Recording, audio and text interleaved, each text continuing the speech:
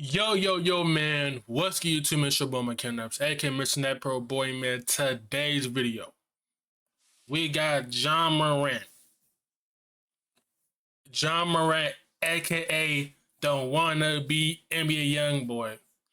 AKA, there's a parade inside my city, yeah. You know what I'm saying? But yeah, man, we got John Morant fell for the NBA's most dangerous trap. That like button, subscribe, man. We're on the road to 2K subs. Let's get it going, man. Let's get it cracking, man. Let's get it popping, man. Let's get it going. In general, I think our advice to the league would be just put all of your stuff behind Ja right now. I think you have a moment here with him where you could really blow him up in a real way. And I know he's big already, but there's a whole other level for him to go. I think John Morant can become that guy. I think it's still Steph, it's still LeBron, it's still KD, but definitely John Morant is a future face of the league. So, Sel, can John Morant be the face of the league? Yes, he can, and yes, he will become. Who will be the dominant player of the 20? Yeah, I think before they did, but the way he was getting in trouble and all that, they didn't want him to put the face of the league, to be honest. I don't know who's going to be the face. I don't know if it's going to be Anthony Edwards, John Morant, Zion Williamson. First, it was supposed to be Zion. He got hurt. Supposed to be Anthony Edwards. He don't want it. It was supposed to be John Morant. He did what he did. So the thing is, like, John Morant could have been way bigger. John Morant can be bigger right now than what he is. It's just the NBA stopped marketing him. Plus what he did. Plus, like, he's not a leader. There's no leadership in Memphis. There's no leader to, like, calm him down and tell him, hey, man, do this. You know what I'm saying? You're not supposed to be, you know what I'm saying? Like, there's no veteran on that Memphis. There's no veteran on that Memphis team. You know what I'm saying? But yeah, man, I don't know, man. It's just John Morant supposed to be way bigger than what he is. It's just he messed it up for himself. So I mean, he can blame only himself. 2020s. So Luka, Steph, Durant. John Morant. If you would have asked any media member about 3 years ago who was going to be the face of the NBA in the near future, I just showed you. Most people were thinking Ja Morant. Ja, around this time, he just felt like he had the NBA completely in his hands. And to me, he always felt like the modern version of Allen Iverson. I mean, the mixture of the flash he played with, the dunks he had, the shit he talked, how Memphis stood behind him, it just felt like it was something special brewing for a while. I remember around that time, Allen Iverson posted this picture with his MVP, and at that time, it felt legit. But now, everything just feels off.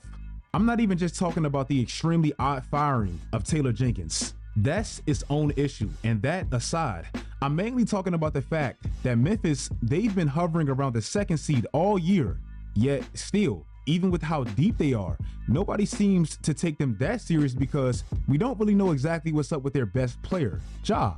If you send the thing is, why people don't take this Memphis team seriously is because they're not that good. Their team is not, their team for like 22, 23, like the year we played them in the playoff, I think, was it 22 or was it 23? No, it was 23 because we made the playoffs in 22. It was 23. Yeah, it was 23, gang. When we played them, was it 23? Yeah. The thing is, when they had Dylan Brooks, they had Xavier Tillman, they had Tyus Jones, they had some other pieces. That team, oh, they had Steven Adams. I think that might have been the best Memphis team that they had. And then what they did trade all of them away. If I was them, I would have kept the same. Probably not Dylan Brooks, but you know what I'm saying? Like, reason why I feel like, you know what I'm saying, why the Memphis team was that good is because, you know what I'm saying, they was shit talking and they could back it up. Reason, you see Dylan Brooks, even though people hate Dylan Brooks, what he does, talk, you know what I'm saying, trash talk, bring the game, more drama, stuff like that, is the reason why it makes that Memphis team fun. Now it just they don't have that guy to like talk shit, that guy that talks shit starts drama like that. They don't have that guy anymore, and that guy was Dylan Brooks. Now he's on the Rockets. You know what I'm saying? They don't have that guy anymore. Plus, on this team, there's no veteran to help Ja Morant. Now, there was Derrick Rose, but they traded him, and he retired. You know what I'm saying? Or cut him, and he's retired. You know what I'm saying? Like, they could have kept Derrick Rose on that team to not even play him, but like to like help Ja Morant and motivate Ja Morant. But I think they cut him, and he just retired.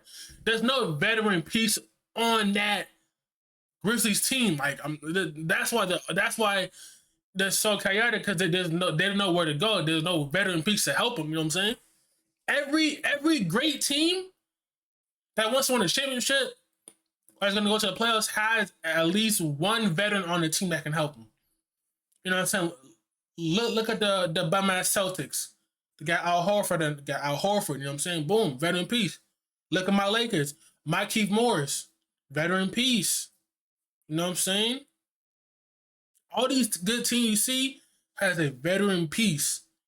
Look at the New York Knicks. PJ Tucker. And I call him trash, but he's a veteran. He can help.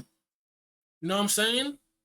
Simply look at Ja's injury report for this year alone. It literally looks like somebody that shouldn't even be playing basketball right now. In his specific draft, Zion has always been the low-hanging fruit to shame because of his lack of availability. It's easy to attribute Zion's to his weight because, well, we quite literally can see it and play doctor. Well, Ja Morant was in that exact same draft class too, and I promise you he hasn't really been the healthiest either. Since Ja's been drafted, Ja's played the 5th most games on Memphis. In the last 2 years, Zion Williamson has actually played double the amount of games than Ja. Even if you account the 25-game suspension, it's still a significant gap. Today's video is sponsored by Seek. You're not gonna get me.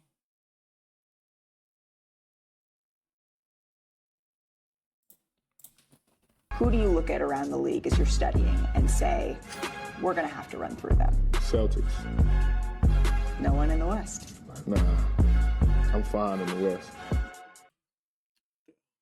Bro, when he said this, when he said this, it went downhill from that. At that time, they was good, but when that, it went downhill, bro. Because now when you say that, everybody takes that as a threat. You saying there's nobody in the West that can beat you? Oh, yeah. Boom.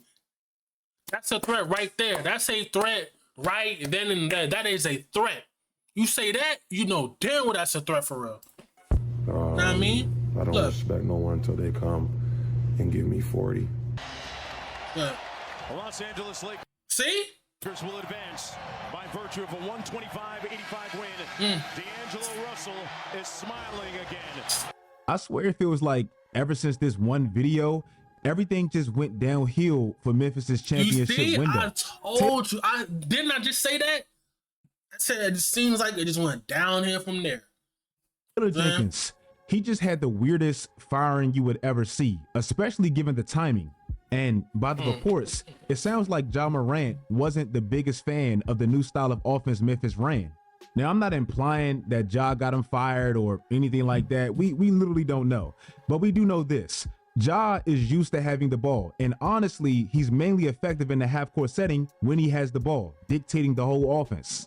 Even if you look at his best 2 seasons, he was top 4 in usage percentile in those 2 years. This year specifically, the Grizz ran a much more pass-centric offense with a much heavier emphasis on 3-point shooting.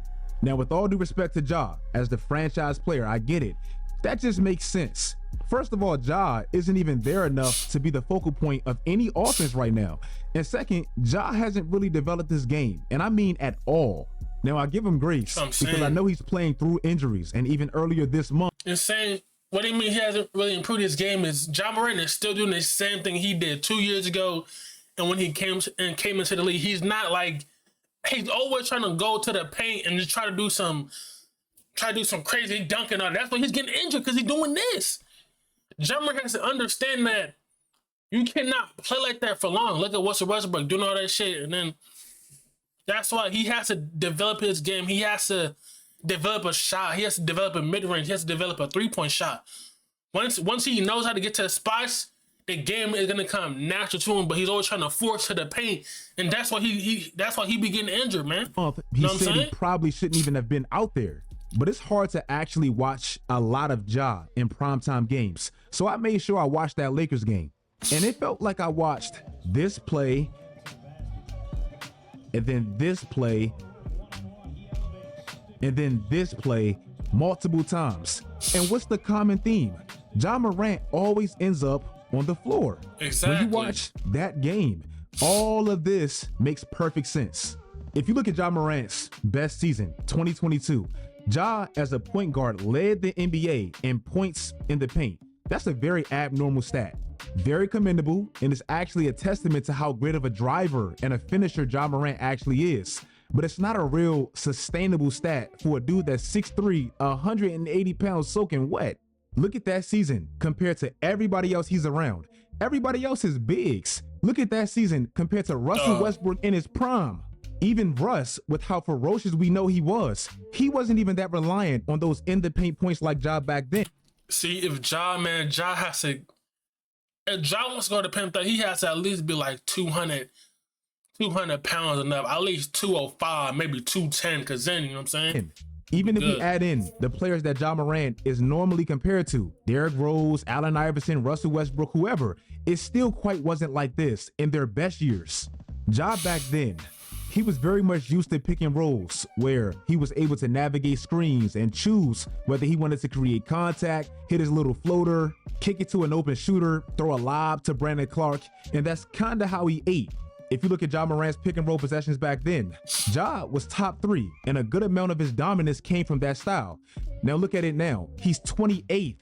I'm not quite sure why Ja doesn't like the offense, but if any new offense quite literally limits what I did best in my prime, I would be frustrated too. So it makes sense. Hey man, if people will say there, if I'm Ja, bro, the perfect team I think would be good for him will be the Heat. Bro, all the Heat need is a point guard, and they'll be at least decent. Ja Morant, but they're probably gonna try like, I don't know if they're gonna do it, but Ja Morant on the Heat would be nice.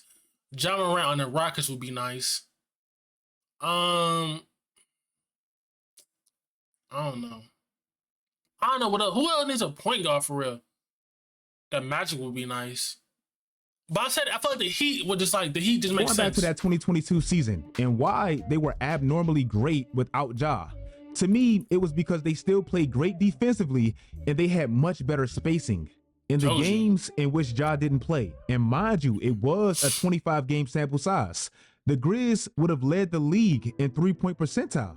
I'm not even saying Memphis was a better team without Ja, because they clearly have a much higher ceiling when he's there. His clutch factor and the big shots he always makes clearly makes a significant difference in that team. But even back then, it was just odd to see how well they played without their best player. They had a plus 300-point differential without Ja. I genuinely believe that's the style they prefer, and they wanted to incorporate their best player into that style. A little less Ja and a lot more ball movement and team success. We've kind of seen the exact same thing with the Cleveland Cavaliers and Donovan Mitchell. The last time we seen Ja in the playoffs, he got injured, and even if you look at that one specific play, it's a great example of the 2025 Memphis Grizzlies and why they've probably changed their approach. Everybody sit back and watch Ja. That's what I was saying, man. Like, all Ja Morant has to do, bro, is develop a game. Not develop a game, but he has to develop a shot. Once he develops a shot, he'll be he'll be better. But he's not doing that. That's why he's getting hurt, because he's trying to do all these acrobatic layers and always trying to dunk over somebody, and he getting hurt. While he runs a pick and roll and decides what this possession is going to look like. This was kind of the half-court offense. Then he jumps extremely high into the air and then takes an extremely dangerous fall. I compare it to a run-first quarterback. It's fun when it works, but it's just not sustainable. Now, Ja Morant did come back this year and said he wasn't going to dunk. And we still see stuff like this, which I didn't mind. 3 years ago, we seen a list of the top 25 players under 25. And literally the only 2 players above Ja Morant was Luka and Jason Tatum. Now look closely at this list now. And you tell me where Ja ranks amongst these exact same players. Bottom? No one in the West. Nah, I'm fine in the West. When I say Ja fell for a dangerous trap, I think it's mainly his own success. It's definitely not as bad as a Ben Simmons and possibly even a Zion, but it is similar. Imagine somebody telling you to change or adjust your style, and in your second season, you had the success you had and you were doing stuff like this in the playoffs. Bro, I get it. I just made a video about Shai. Prior to this year, in the past 2 seasons, he was still averaging a very efficient 30, basically not even being able to shoot a 3. But literally look at the level he's been able to reach this year, just adding. Bro, Shai has a way better game than Ja Morant. Ja Morant probably is the more athletic one, but Shai has a better game. Shai has a better forward. Shai knows how to get to the spots, you know what I'm saying? To his game slightly. This year, he's nearly made 60 more three-pointers than last year, where he could have won MVP. In the last 2 years, and mind you, I'm only making this comparison because Shai, he wasn't the best outside shooter as well. But he had 12 40-point-plus games in those 2 years combined, and he averaged 30 for those 2 years. This year, he has 12 in this one single season. My point is, you see the difference in levels certain players reach when they evolve their game, and that's what I think Ja has to do. To me, it's literally impossible to stay healthy with that specific style, especially at that frame. If you guys like this video, let me know.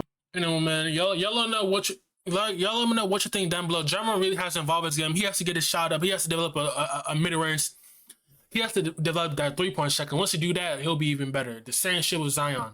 You know what I'm saying? Same shit with Giannis. You know what I'm saying? But yeah, man. Yeah, man, we out there. I'll see you guys later, man.